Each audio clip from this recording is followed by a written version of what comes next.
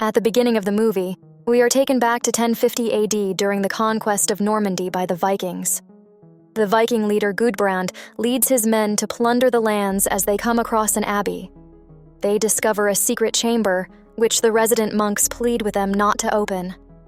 Despite their ominous warnings, Gudbrand goes on to break open the chambers in search of loot. What they find instead is a feral wolf cub, which is regarded as a hellhound by the omniscient narrator. And indeed, it proved itself to be one. As the Viking troop decided to carry the cub in their ship to their homeland, on their way back before the ship touched the shore, every single person on the boarding ship passed away. The demonic creature found the Norwegian wilderness to be its new home and was presumably never heard of again. The scenario seems to have taken inspiration from Count Dracula's Ship of Death chapter. After a millennium, in the present day, viewers are introduced to the small, idyllic town of Nebo in Norway. As we peep inside the household of our teenage protagonist, Thale, the slasher movie playing in the background forebodes the upcoming massacre.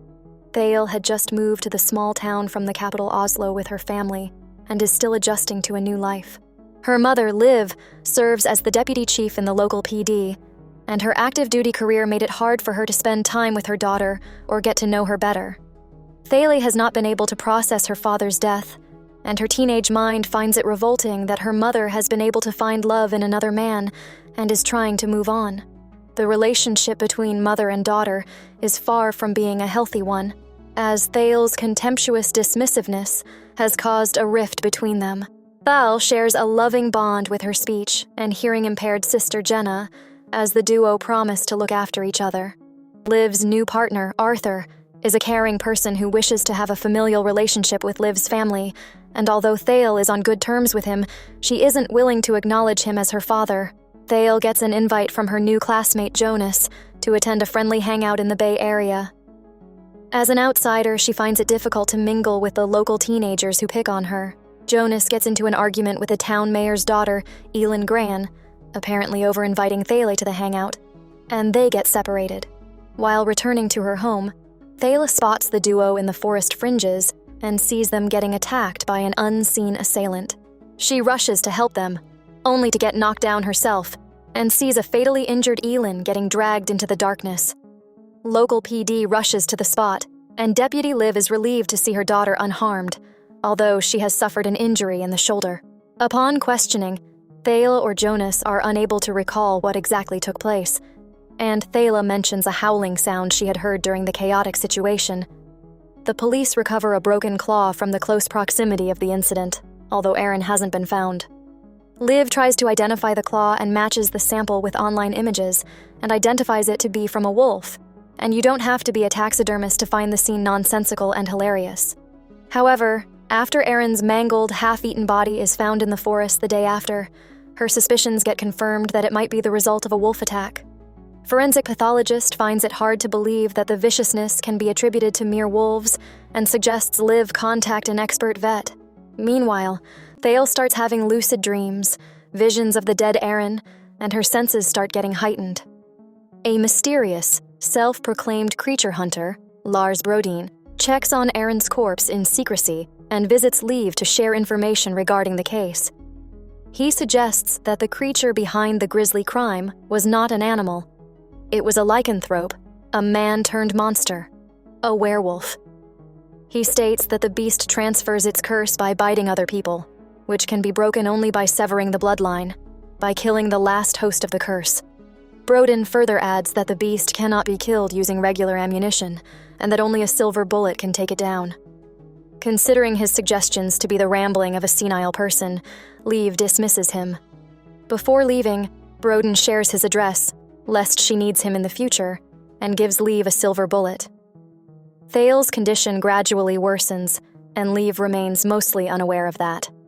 After an expert vet, William, identifies the claw to be that of a wolf, the local PD gets their permit to organize a search and hunt. During the operation, all of the hunters get hunted by a gnarly wolf creature. The sheriff, who previously had a nervous breakdown, gets grievously injured, and Liv barely survives after using the silver bullet to take the beast down. Seeing Brodin's warnings come true, Liv and William decide to visit him. Brodin delineates the history of the curse of werewolves, which was carried to Scandinavia by Vikings through Europe, connecting the prologue. After learning more from him about the symptoms and the impossibility of reversing the curse, Liv is concerned about her daughter, Thale, who was bitten by the creature. For some strange, unexplained reason, the movie shows the Norse mythology of Fenrir, the giant wolf, who was the son of the god of mischief Loki, and the giant Angerboda, sibling of Midgard's serpent and Hel, in a parallel narrative as a part of Thale's lessons in school, but never connects it with the central creature mystery.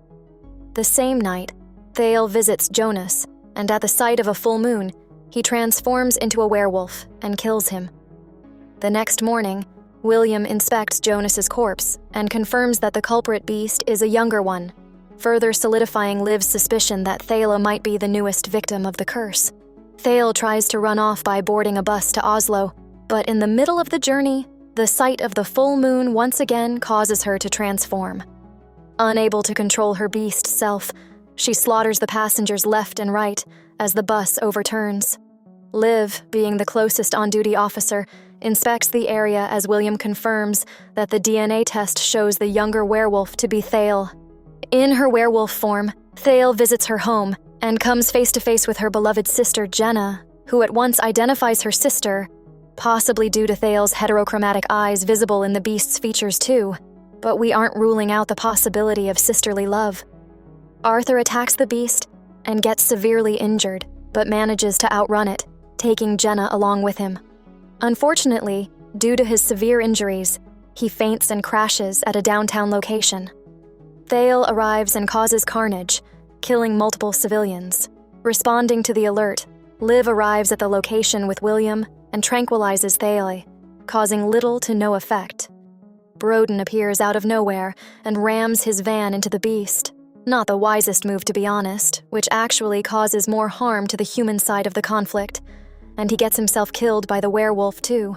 Finally, Jenny manages to dose Thale with tranquilizer once again to put her into a deep slumber. The werewolf is brought to forensics, and Liv weeps at the predicament of her daughter. She feels partially responsible for her daughter's condition. Had she been there for her, the situation might not have worsened to that extent. At least, if they couldn't have reversed the curse, the deaths could have been prevented. But more than anything else, she regrets not having her daughter's back when she needed it the most. And now she is in a precarious situation where she has to put her daughter down herself. Liv brings out the silver bullet given to her by Brodin and makes up her mind to end Thale's suffering. Viking Wolf ends with Liv entering Thale's room and keeping the bullet in front of her photograph. The bullet casing remains intact, which might indicate she has not killed her daughter. Also, Brodin might have ended Sheriff's life to sever the bloodline, but there are multiple injured still remaining alive in the town. What happens with Thale if she wakes up, or what of the numerous victims of the curse? The movie ends on an ambiguous note without answering these questions.